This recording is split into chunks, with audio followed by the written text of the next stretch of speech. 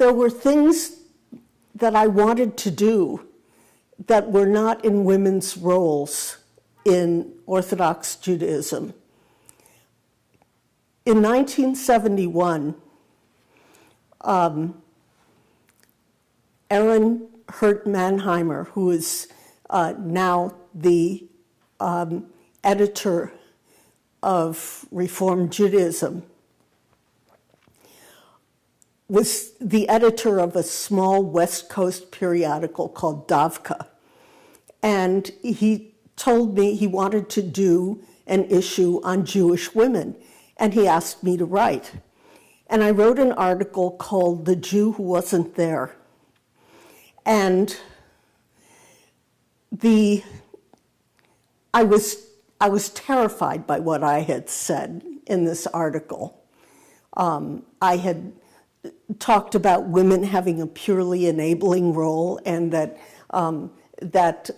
a lot of their defining mitzvot, their obligations, were negative rather than positive. And I suggested that we needed women to act as legal decisors and to be liberated. The article, the issue of Davka went into a second printing because it was so much in demand. The Jew Who Wasn't There has been translated into a whole bunch of other languages.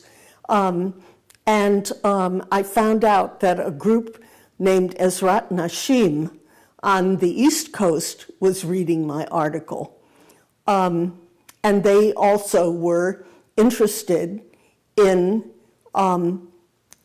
women becoming fuller participants in Judaism.